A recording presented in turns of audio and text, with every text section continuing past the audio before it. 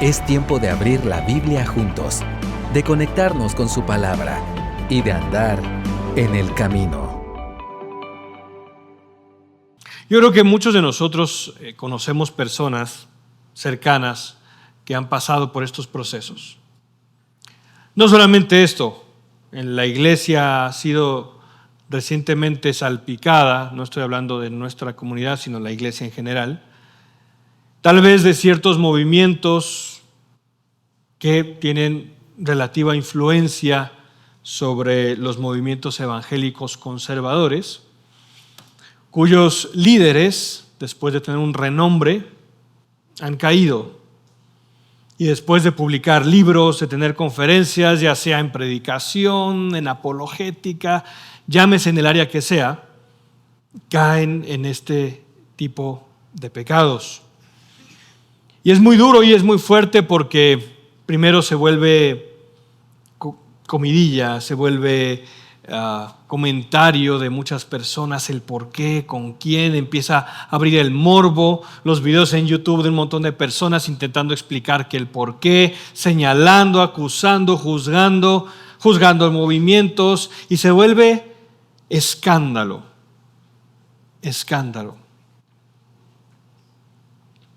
Algunas personas se van a la tumba sin ser descubiertos y después de fallecer salen a luz cosas y uno se pregunta cómo alguien pudo haber vivido carcomido durante tantos años por algo así. Ahora, para intentar definir el problema, para intentar definir la acción de adulterio, nos topamos con cierta dificultad. Lo vimos la semana pasada, una definición que satisface en general la pregunta de cómo podemos entender el adulterio. El gran problema que tenemos siempre es que intentamos acercarnos a estos problemas como con una línea. Deseamos saber cuál es la línea después de la cual esto ya se considera pecado y antes de la cual no es pecado. Y culturalmente también nos topamos con esa misma línea y problema. Mencionaba el caso, de los cristianos que han caído en eso, pero me imagino que muchos de ustedes vieron un video hace unos 4 meses de una pareja que estaba en un concierto, y tanto en los conciertos o en los partidos de fútbol o de más que nada en básquetbol, béisbol en Estados Unidos, agarran a una pareja y les piden que se den un beso y se vuelve eso un espectáculo de medio tiempo. Pues resulta que en un concierto apuntan la cámara a una pareja y no eran pareja, estaban teniendo una aventura. Y entonces el momento en el que son enfocados, ellos se buscan esconder y terminó siendo peor porque toda la gente se rió, terminaron bastante avergonzados, matrimonios destruidos, despedidos de empresas, avergonzados y demás. Ahora, en ese caso podemos pensarlo como algo paradigmático, tanto para la persona que lo sufre como también para los que lo observan. Como seres humanos nos encanta machacar al prójimo que fue descubierto. Y hay una especie de morbo, una especie de placer de decir, tú eres malo y fuiste encontrado en el caso de adulterio. Y vemos en la semana pasada que el acercamiento de Jesús no era ese. Jesús no se hubiera reído, no hubiera visto un video de esos con morbo y hubiera dicho, ay, mira cómo reaccionó, ay. Es oscuro que tenemos dentro de nosotros y ese es el gran problema, que ese mismo morbo nos juega para mal cuando nosotros caemos. Ahora, en este mismo espectro hay personas conservadoras que después de un video así empiezan a escribir y personas liberales. En una noticia en Estados Unidos, un medio digital de nombre Vox, liberal, escribe un artículo que se leía: el singular pánico de los estadounidenses sobre el adulterio. Y los estadounidenses tienen un pánico al adulterio que muchos europeos tal vez ya dejaron atrás. Deberían de tener una mente más abierta. Y efectivamente, al parecer las encuestas dan a entender que en Europa hay muchas personas que consideran ciertas acciones que para nosotros en América Latina o incluso en Estados Unidos consideramos ya como adulterio. y ellos no. No estoy hablando de todos los países, pero sí en algunos casos. ¿Quién no puede recordar, tal vez, que tengan un poquito de más edad, el caso de un presidente famoso de los Estados Unidos que juró ante las autoridades que no había cometido adulterio, pero se quería salvar en un tecnicismo de qué contaba como adulterio y qué no? Y fue todavía más grande su vergüenza. De acuerdo con la RAE, el adulterio sería una relación sexual voluntaria entre una persona casada u otra que no sea su cónyuge.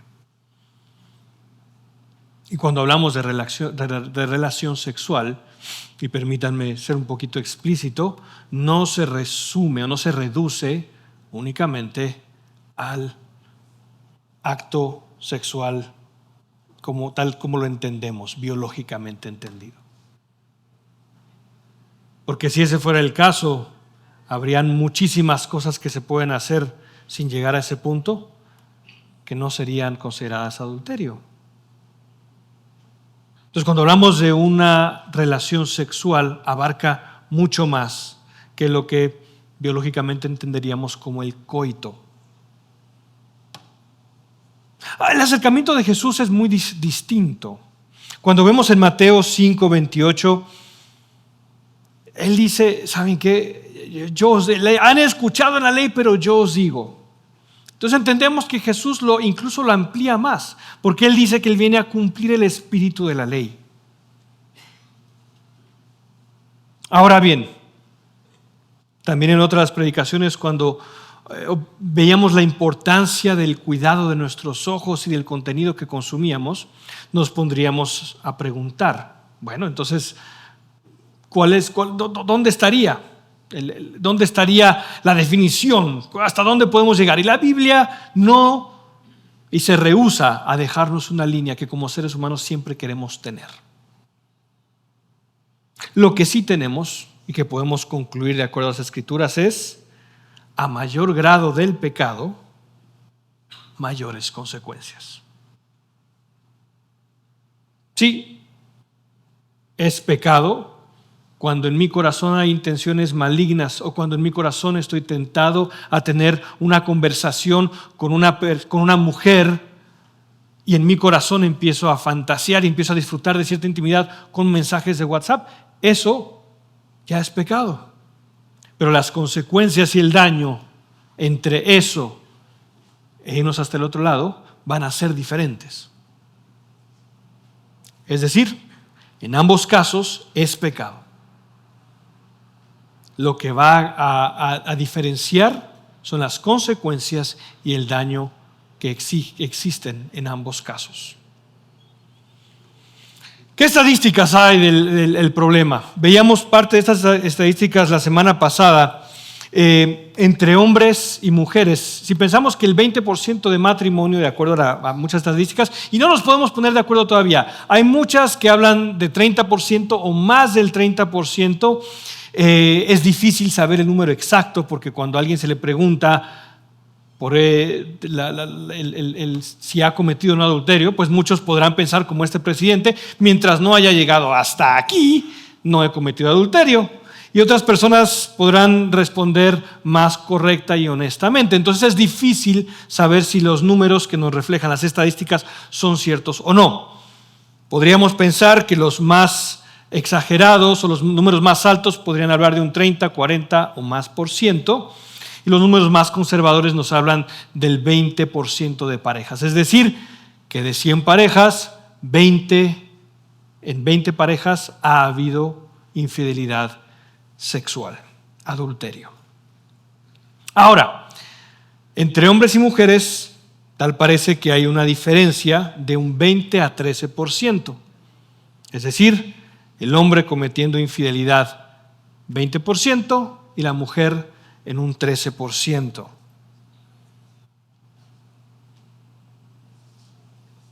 En cuanto a cristianos o no cristianos, quise investigar si había alguna diferencia sustancial, y mientras algunos casos dicen que los cristianos pudiesen tener mayor estabilidad en el matrimonio y menos tentación comparativamente a quien no. El problema es que esto va a depender de si es un cristiano que fielmente asiste a una iglesia, si es un cristiano o cristiana comprometido o no. Y ahí la cosa se vuelve más difícil. Entonces, si nos vamos a las estadísticas, tal parece que no hay diferencia o es una diferencia muy leve. Tal pareciera ser que entre cristianos es un problema comparativamente similar. Cristianos nominales. Ahora, discípulos de Jesús, el problema se vuelve un poquito más grande porque solo Jesús sabe quiénes son sus discípulos. Pero yo supondría que sí hay una diferencia entre los discípulos de Jesús y los que no. El problema es que las personas que asisten a una iglesia, un porcentaje importante son cristianos nominales, no discípulos de Jesús. O que discípulos de Jesús que están en una etapa, como lo vimos la semana pasada, de carnalidad, que solo puede ser una etapa en su vida. No existe un cristiano carnal de por vida, como mencionó Rolando la semana pasada. Entonces, del 20%, en el caso de los varones, hay mayor prevalencia. 2, cristianos nominales versus personas seculares, no hay mayor diferencia. Y podríamos pensar, ¿por qué el hombre cae en este pecado? Bueno, hay muchos casos, lo vamos a ver más adelante. En el caso del hombre hay un sentimiento de logro y de conquista. Es por ende que después de los 10 años hay mayor posibilidad de cometer adulterio que antes de los 10 años de matrimonio. Pensemos en un hombre que ya tiene sus 30, 35, llega a la crisis de los 30 años, crisis de los 40 años, siente que no ha logrado nada y entonces esto es una ventana, un espacio para sentir logro, para sentir que está avanzando como hombre en la vida, que todavía es atractivo.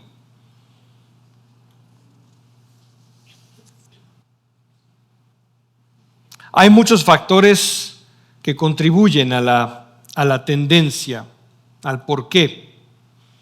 Podemos hablar de aburrimiento, insatisfacción, expectativas poco realistas y demás.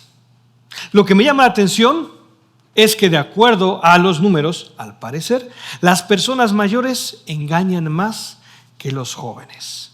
Así es. Por eso yo empezaba al inicio. El que piense estar firme, mire que no caiga. Sí, pregúntele a una pareja que se acaba de casar si serían infieles. ¡Claro que no! Y efectivamente, de acuerdo a las estadísticas, hay menos probabilidades en las personas recién casadas. Entonces, para las personas mayores, ojo al dato. Ojo al dato. Veremos más adelante, de pasadita, el caso de David, pero incluso si pensáramos en un hombre que tiene un harén de mujeres, eso no sería impedimento para sentir tentación sexual con una mujer casada. Ese le pasó a David. David no estaba casado con una mujer, estaba casado con muchas. Y aún así fue infiel. Porque quería ese fruto prohibido. ¿Por qué digo esto? Porque vivimos en una sociedad en la que se nos dice es que el problema es que el hombre no fue diseñado para ser monógamo. Biológicamente no es diseñado para ser monógamo. ¿Quién dijo que la biología determina nuestra ética?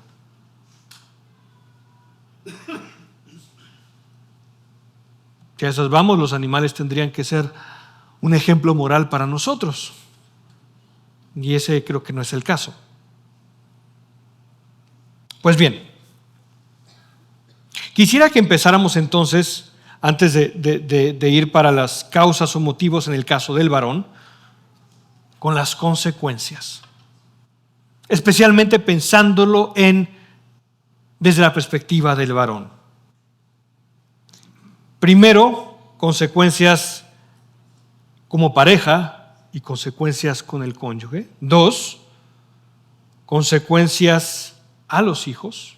Y 3, consecuencias para la persona misma. Y tal vez después de esto podamos leer un pasaje como Proverbios 20:35 y lo podamos entender de una manera distinta. Si quiere puede empezar a buscar el pasaje, Proverbios 6:20. De acuerdo con un psicólogo que usa un seudónimo, Callen Winslow. ¿Por qué usa un seudónimo? Porque muchos de sus casos son de personas, de clientes, entonces sería medio feo ver que el psicólogo de confianza está dando un caso que se parece mucho al mío, ¿verdad? Entonces, para cuidar esa privacidad, también se ha cambiado su nombre, este psicólogo. De entre varios efectos psicológicos a largo plazo, menciono 6 que me llamaron la atención. 1, problemas de confianza en el cónyuge. Dificultad para confiar tanto en la persona que le fue infiel, en su marido, en amigos e incluso familiares. Es decir, al momento de ser descubierto en esta infidelidad, mi esposa va a tener dificultad no solamente confiando en mí, sino confiando en amigos, en familiares. Porque si el núcleo más cercano se rompió, los más lejanos pueden ser dignos de desconfianza. 2, baja autoestima. No importa que la otra persona haya sido más o menos atractiva, más o menos exitosa, más o menos agradable en carácter, más lo que sea, va a haber un sentimiento de comparación que es muy difícil atajar. 3, ansiedad y depresión en la esposa. 4, un desorden de estrés postraumático que se puede presentar en muchos casos. 5, inestabilidad emocional. 6, dificultad al formar apego en el futuro, con un miedo fuerte a ser lastimada. Varones, pensemos en eso y tengámoslo ahí, porque vamos a ver más adelante cuáles son algunas de las causas o motivos. Y una de las causas o motivos pueden ser el egoísmo, el que en el matrimonio yo solo estoy interesado en qué me pueden dar a mí, no lo que yo puedo dar a la otra persona. Cierta inmadurez o infantilismo de parte de la persona, porque no puedo comprender las graves consecuencias que mis acciones podrían causar. Una breve probadita. 6 cosas que pueden generar y que la otra persona necesitaría de mucho trabajo para poder lidiar, aprender a vivir con ellas. ¿Qué de los niños? ¿Alguno de ustedes fue víctima como niño de infidelidad en padres? Pensaríamos que eso nos protege, que eso nos permite decir, bueno, si me lo hicieron, yo no lo voy a hacer. Tal parece que no. Tal parece que si los padres lo hicieron, eso no nos exime de nosotros repetirlo en el futuro. En los niños, bueno, de acuerdo en un artículo publicado en World Psychology, habrá desconfianza hacia la relación matrimonial, desconfianza hacia el sexo opuesto, provocará ira y odio en el niño hacia el padre, en ese caso que haya tenido una aventura, indiferencia hacia su entorno, el niño o niña se cerrará a los demás, experimentará estrés, en el peor de los casos llegará a sufrir depresión. A partir de estos impactos que recibe, se verá afectado también su desarrollo futuro, tanto físico como psicológico y mental. Y en este artículo se menciona cómo hay un efecto dominó. Se puede dar un efecto dominó, es decir, que porque el padre lo haya cometido, va a generar un efecto dominó en la familia, que solo la gracia y el poder de Cristo pueden romper. Y la persona que lo comete tampoco se queda atrás. En el varón después de sentir que se comió el mundo, sentirse invencible, sentirse campeón, viene la culpa y la vergüenza. Un chisme que no para. ¿Cómo le dices a tus hijos que les has fallado? ¿Cómo le dices a tus padres que les has fallado? ¿Cómo le dices a tus amigos que has fallado? Culpa y vergüenza. Después viene también una baja autoestima y un malestar emocional. Ahora, estos son casos en los que la persona pensamos es cristiana, o en el caso de que sea un discípulo de Jesús, porque hay muchas personas allá afuera que ya han desarrollado un actuar, me imagino, de producto de alguna patología, en el que pueden ser infieles y no sentir remordimiento, o al menos ser conscientes de los efectos que tiene en su vida. No lo dejemos en estadísticas, pensemos en personas que conocemos, en algún familiar, y podemos ubicar eso. Ahora vamos a las Escrituras y veamos cómo lo describe Proverbios 6. Voy a leer del versículo 20 en adelante.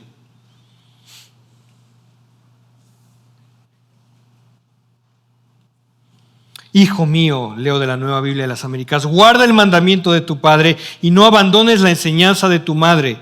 Átalos de continuo en tu corazón, enlázalos a tu cuello. Si lo pensáramos desde una perspectiva psicológica, tienes que tener una especie de entrenamiento conductual serio. Átalos en tu corazón. Memoriza, memoriza, memoriza. ¿Cuántas veces en Proverbios dice, hijo mío, escucha, está atento? Dice el versículo 22, cuando andes te guiarán, cuando duermas velarán por ti, al despertar te hablarán contigo. Desde una perspectiva psicológica, ahí van a estar en tu subconsciente. Memoriza la palabra de Dios. Oye su consejo, desde que eres joven, lee su palabra diariamente, escudriña, memoriza, y eso se quedará en tu subconsciente. Y cuando estés dormido, dice aquí, velarán por ti, y al despertar te hablarán contigo. 23, porque el mandamiento es lámpara y la enseñanza luz, y camino de vida las reprensiones de la instrucción, para librarte de la mujer mala, de la lengua suave, de la desconocida. No codicies su hermosura en tu corazón, ni dejes que te cautive con sus párpados, porque por causa de una ramera uno es reducido a un pedazo de pan. ¿Saben? Esa dignidad que podría querer el varón termina siendo vergonzoso. Es un pedazo de pan.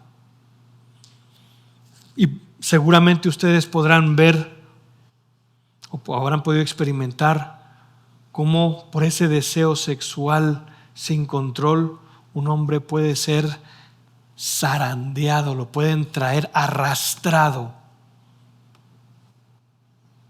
Porque piensa él, si yo me llevo a esta aventura, entonces me sentiré exitoso. Un pedazo de pan. Dice, pero la adúltera anda a la casa de la vida preciosa. ¿Puede un hombre poner fuego en su seno sin que arda su ropa? ¿O puede caminar un hombre sobre carbones encendidos sin que se quemen sus pies? Así es el que se llega a la mujer de su prójimo. Cualquiera que la toque no quedará sin castigo. No se desprecia al ladrón si roba para saciarse cuando tiene hambre, pero cuando es sorprendido debe pagar 7 veces. Tiene que dar todos los bienes de su casa. El que comete adulterio no tiene entendimiento, el que lo hace destruye su alma. Heridas y vergüenza hallará, y su afrenta no se borrará. El Señor perdona, sí perdona. Pero pasarán los años y la gente recuerda. porque los celos enfurecen al hombre y no perdonará en el día de la venganza ni aceptará ningún rescate, ni se dará por satisfecho aunque les dé muchos presentes. Fuego. Vimos qué ocasiona en la esposa, vimos lo que ocasiona en los niños, vimos lo que ocasiona en la persona. Podríamos hablar mucho tiempo más acerca de lo que ocasionaría en la otra persona si era otro matrimonio, en amigos, es otro tema. En Proverbios 5:4, solo un capítulo anterior, hay un versículo que llama mucho la atención. Voy a leer desde el 2 y el 3. Dice el 3 del versículo 5, capítulo 5, porque los labios de la extraña destilan miel y su lengua es más suave que el aceite. La escritura es interesante porque te dice la escritura, sí, la adrenalina de estar haciendo algo a escondidas va a hacer que el éxtasis que sientas sea muy placentero. La Biblia no descarta que sea placentero. Sí, hay razones biológicas que obedecen a eso, pero su final, ¿cómo es? Amargo. Pero al final es amarga como el ajenjo, aguda como la espada de dos filos. Vemos entonces las consecuencias. Pasemos al siguiente punto. ¿Qué de las causas o los motivos, especialmente en el varón? En este caso cito al psicoterapeuta Robert B. Wise. Y hay varias razones, me enfoco nada más en las principales. ¿Por qué los hombres, tal vez a diferencia de las mujeres, caen en adulterio? Y quiero que tengamos eso en mente para que después, cuando vayamos a la prevención, tengamos en cuenta eso. Si queremos estar atentos, el que piense estar firme, pensemos en esto. 1, inmadurez. No entender las consecuencias, no vivir una vida de responsabilidad. Y pensemos que alrededor nuestro tenemos un mundo que al varón le quiere impulsar a una vida de inmadurez.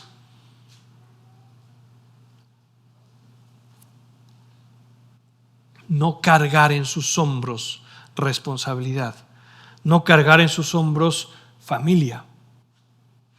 De 2015 para acá, los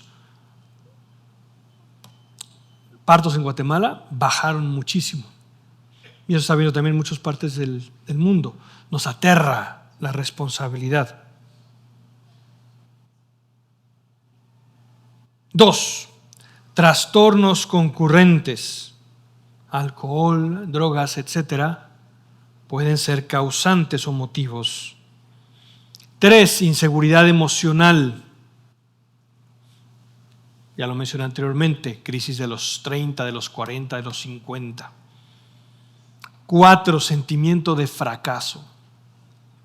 Si se siente fracasado, es posible que busque en el adulterio una salida. 5, ojo a esto, falta de una red de apoyo de otros varones.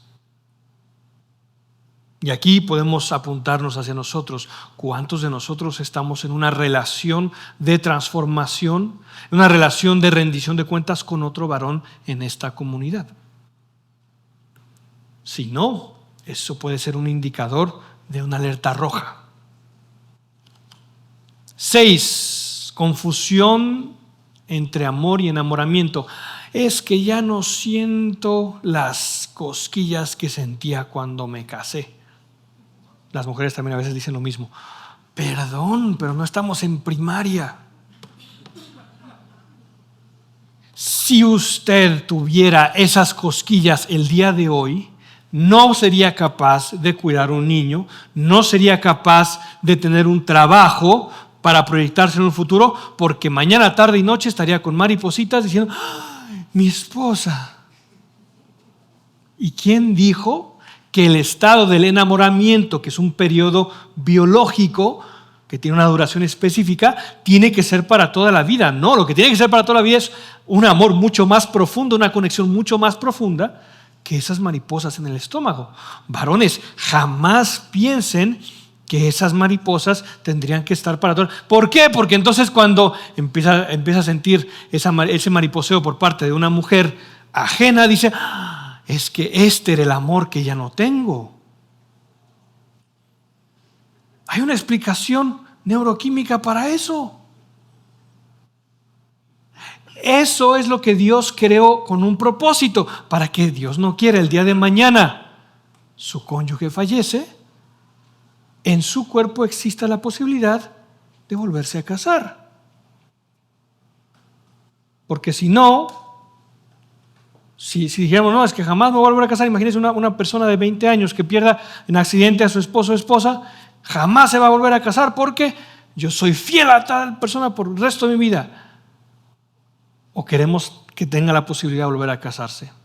Una persona de 20, 25, claro que queremos, pues para eso existen esos procesos. Pero estamos muy equivocados si pensamos que eso que se nos vende es una realidad que deberíamos de tener en nuestro matrimonio estable. Séptimo, abuso en la infancia es un indicador.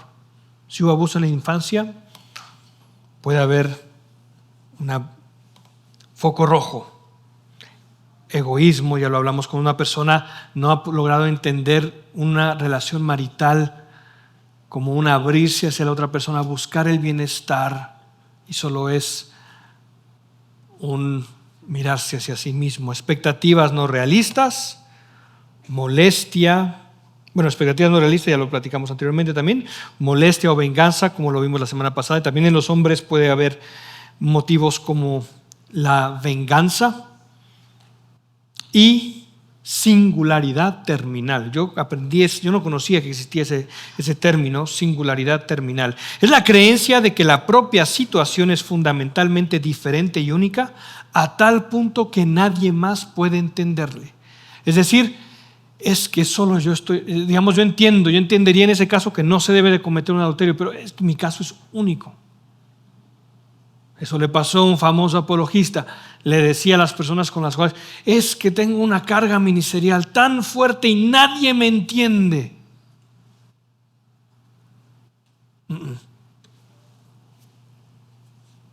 ¿Vemos algo similar en la Biblia? Bueno, pensemos en el caso de David. Algunos han dicho que el quedarse en su ciudad, en su seguridad, fue una inmadurez de su parte. Por supuesto que sus hombres no iban a sentirse contentos de que su rey estuviera descansando mientras ellos pasaban hambre, sed y desvelos. Una falta de autocontrol que tiene al momento de ver a esa mujer por la ventana y no frenar su instinto. Vuelvo a repetir y pensemos si alguno de nosotros nos sentimos desafiados con eso. Porque puede que algunos digan, bueno, yo más o menos creo que el Señor me ha permitido tener, ojo, ya dijimos, el que piense estar firme, mire que no caiga. 1, inmadurez. Si no has abrazado el llamado de ser sal y luz, y si tus días no estás luchando por el reino de Dios, hay una inmadurez en tu vida. Los videojuegos yo no veo que sean intrínsecamente malos, pero creo que el Señor no estaría nada contento con un varón que se la pase todas sus tardes jugando videojuegos sin aceptar una responsabilidad en el reino de los cielos. ¿Dónde te ha puesto el Señor para construir su reino? Inmadurez, trastornos concurrentes, inseguridad, sentimiento de fracaso, falta de red de apoyo de otros varones. Ahí creo que hay un punto importante, al igual que los demás, pero punto importante aquí. Confusión entre amor y enamoramiento. Tenemos una sociedad que constantemente nos bombardea con mensajes confusos. Abuso en la infancia, egoísmo, expectativas no realistas, molestia, venganza y singularidad terminal. Estas son causas o motivos. ¿Se ven en alguno de esos? Si nos vemos ahí, ojo.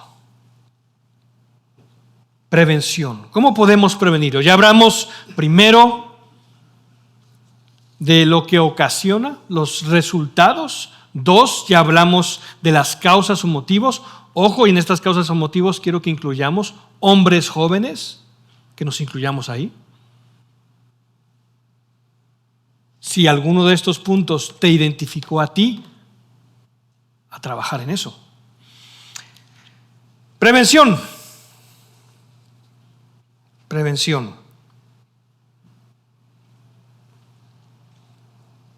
Hay muchas cosas que podríamos hablar y por cuestión de tiempo voy a irme a lo más básico. Pensemos en algunos países en donde la manera de luchar contra esto se trata de poner las reglas más altas. Y en este caso, reglas misóginas de cubramos a la mujer, objetivizando a la mujer y la colocamos de esta manera, la cubrimos pies a cabeza, así no hay tentación para el varón. Suena raro, pero a veces como cristianos hacemos lo mismo. Pensamos que la solución es entre más reglas haya, mejor. Ahora, las reglas tienen, o los principios de cuidado, las rejas, tienen un lugar importante, pero debemos de recordar como hijos de Dios que todo eso es provisional. Esas a veces son salvaguardas para nuestra debilidad, pero esas no son las soluciones de fondo. Algo que sería crucial, especialmente en parejas casadas, es entender por qué en una Biblia donde pensamos que todo el consejo excluye lo corpóreo, hay un libro dedicado específicamente al hecho matrimonial. El Señor espera que las parejas disfruten de una sexualidad sana, de una sexualidad que Él aprueba, que Él le glorifica. Hay un famoso dicho que en la Edad Media no se podía tener relaciones el viernes porque fue el día donde el Señor murió. Sábado, domingo, lunes, no se podía tener más que 1 o 2 días. Es una versión dualista que a veces como cristianos evangélicos a veces tenemos. Dualista es decir, cuerpo malo, espíritu bueno. Relaciones sexuales es algo carnal. No. Están en la Biblia por algo. Deleítense en ello. Ahora, parte de esas reglas, de esas rejas de protección, es lo que vemos en el caso del apóstol Pablo en 1 Corintios 7:5. Él dice: no se nieguen uno al otro a no ser de común acuerdo y solo por un tiempo para dedicarse a la oración. Él dice: sí, en el hombre hay un instinto sexual fuerte, no se nieguen, pongamos ciertas reglas, pongamos ciertas rejas de protección. Sí, varones, eso de tener una amiga. Es que tengo una amiga que me entiende. Jamás debe de haber una relación en donde existan con una mujer intimidad emocional que no existe con la esposa. Lo relacionamos también con la pornografía. Ojo con eso. Lo relacionamos también con estar a solas con una mujer,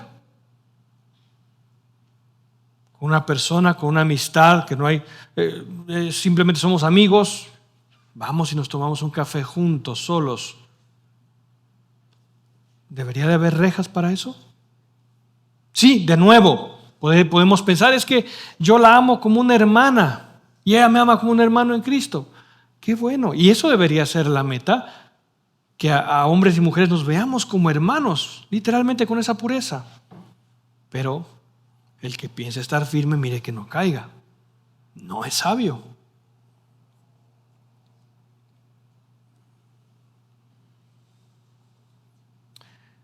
Creo que como prevención debemos de voltear a uno de los puntos que mencionamos anteriormente. Entre hombres tendemos a llevar la idea del llanero solitario. Mientras más solo, yo puedo solo. Y no compartimos nuestras luchas con otros varones. Y no hay nada más bonito que uno poder compartir eso con otro varón. El Señor espera que tengamos esas relaciones. 2, Hay que desnudar la mentira sexual. Ya mencioné esto anteriormente, el mundo nos bombardea, películas, música. Se acordarán muchos de una famosa canción, una propuesta indecente, top charts en América Latina. Eso es lo que nos bombardean diariamente.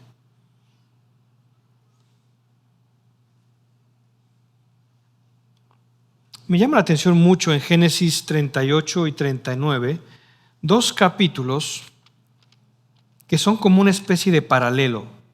Hace unos años veíamos y aprendíamos de Génesis, el consejo del Señor, e íbamos paso a paso estudiando Génesis y vimos ambos ejemplos. En el capítulo 38 vemos un hombre que es llevado, cautivado por sus instintos sexuales, en el 38. Y en el 39 vemos a su hermano menor,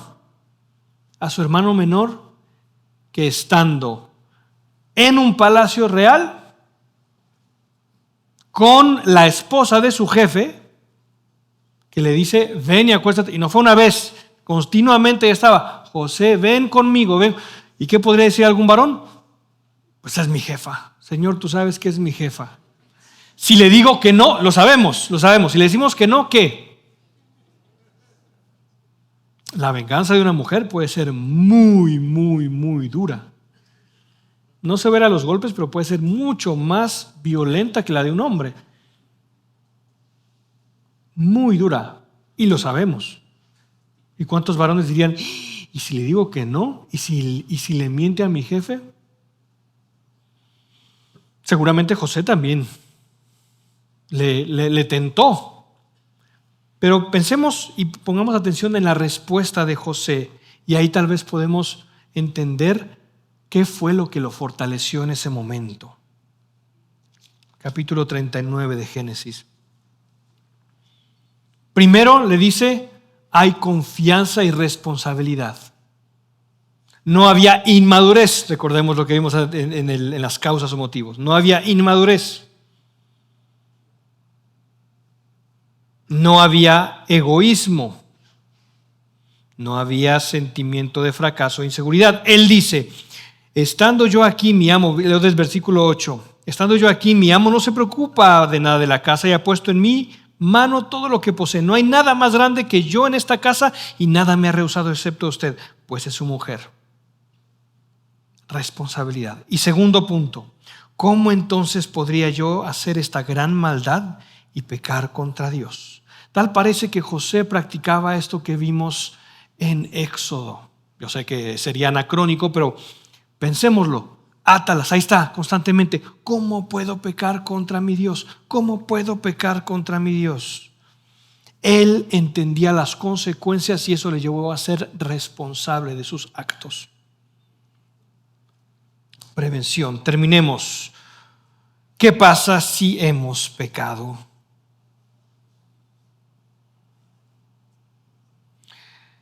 Proverbios 5:11 se habla de cómo los huesos se carcomen. Por dentro esto nos corroe.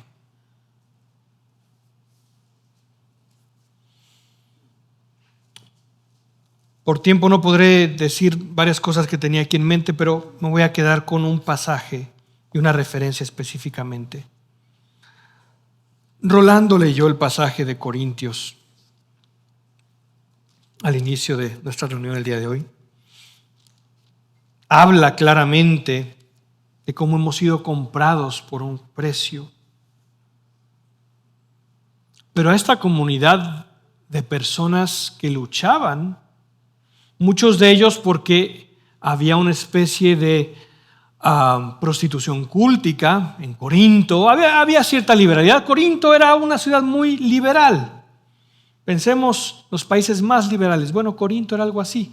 Y entonces cuando ellos se convierten, el Señor tiene que ir transformando su mente poco a poco, tanto para librarlos de esos traumas de la infancia, porque imagínense estos niños que habían visto a sus papás, a sus abuelos haciéndolo, esperarían hacerlo un día.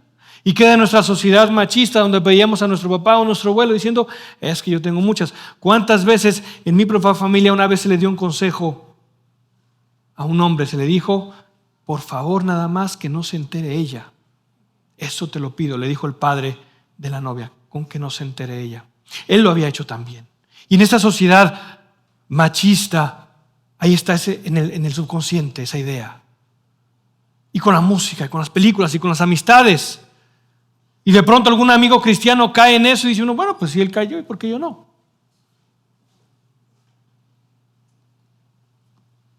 Y en Corinto, Pablo le hablaba a una comunidad donde la fornicación era un problema. Y me llama la atención la manera en que él les escribe. Después de tratar entendiendo que hay un problema serio al cual tratar.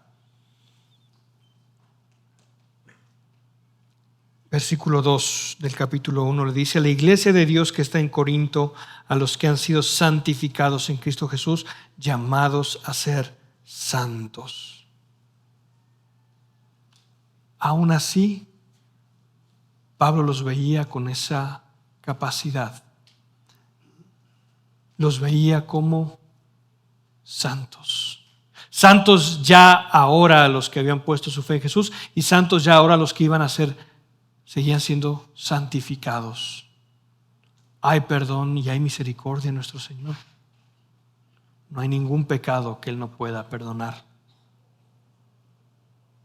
Y si tú eres discípulo de Jesús y has cometido ese pecado, Él puede perdonar. ¿Van a haber cicatrices que quedarán? Sí. Pero Él puede hacer que de esas cicatrices haya un olor fragante que hable de la misericordia de Jesús.